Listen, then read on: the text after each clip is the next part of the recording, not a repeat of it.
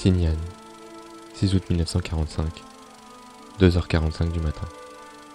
Le bombardier américain B-29 Enola Gay décolle dans un vrombissement assourdissant. À son bord, Little Boy, petit garçon en français. Après quelques heures de vol, il aperçoit les côtes japonaises à l'horizon. Son objectif, Hiroshima. À 8h15, il atteint sa cible. À une altitude de 9448 mètres au-dessus de la ville, le largage de la bombe A est prévu à 8h15 et 17 secondes précises. 43 secondes de chute libre après, à environ 600 mètres du sol.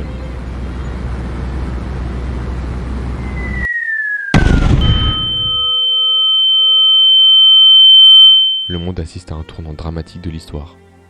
Hiroshima est anéanti par une arme révolutionnaire et dévastatrice, la bombe atomique.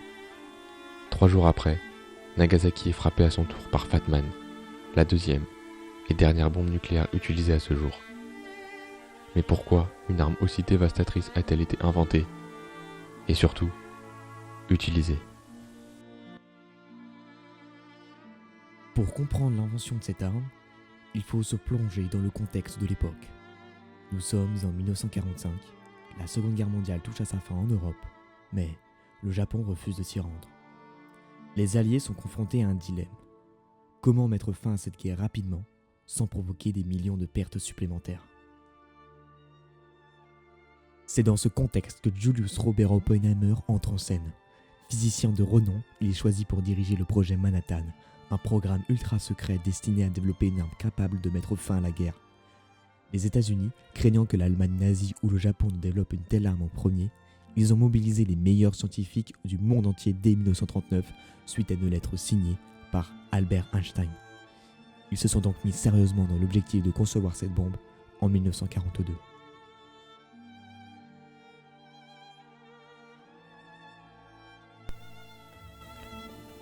Mais pourquoi avoir utilisé une arme aussi destructrice? Selon le président américain Harry Truman, l'objectif était clair, forcer la reddition du Japon et éviter une invasion qui aurait coûté des millions de vies. Et en même temps, les États-Unis souhaitaient démontrer leur puissance militaire face à l'Union soviétique, marquant ainsi le début de la guerre froide. Mais la décision d'utiliser la bombe atomique ne repose pas seulement sur des choix militaires. Dans un discours radiofusé le 9 août 1945, le président Harry Truman explique sa décision de frapper le Japon. Le monde entier remarquera que la première bombe atomique a été lâchée sur Hiroshima, une base militaire, afin d'éviter, dans la mesure du possible, la mort de civils.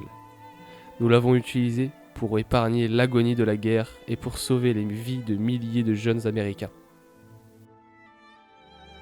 Les conséquences de ces bombardements furent dévastateurs. Plus de 200 000 personnes furent tuées ou blessées, et les survivants, les Hibakusha, portèrent les stigmates des radiations pour le reste de leur vie. L'utilisation de cette arme a soulevé des questions éthiques profondes.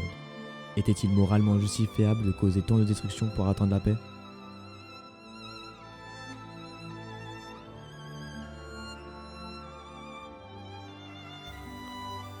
Edward Sawyer, un quart de maître dans la marine américaine, témoigne de l'horreur qu'il a vue de ses propres yeux.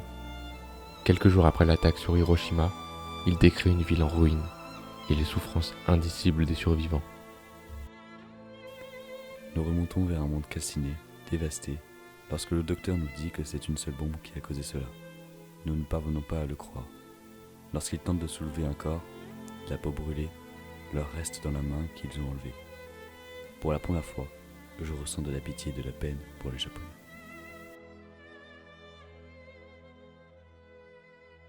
Aujourd'hui, Hiroshima et Nagasaki sont devenus des symboles de paix et de résilience.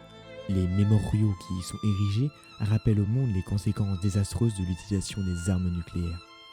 Ces événements tragiques ont donné naissance à des mouvements de désarmement et à des commémorations pour promouvoir la paix mondiale. Pourquoi une arme aussi dévastatrice a-t-elle été inventée et utilisée en 1945? Pour mettre fin à une guerre, montrer une puissance militaire et marquer le début d'une nouvelle ère de dissuasion nucléaire. Mais au-delà des stratégies et des calculs politiques, ces événements nous rappellent la fragilité de la paix et l'importance de la préserver, coûte que coûte.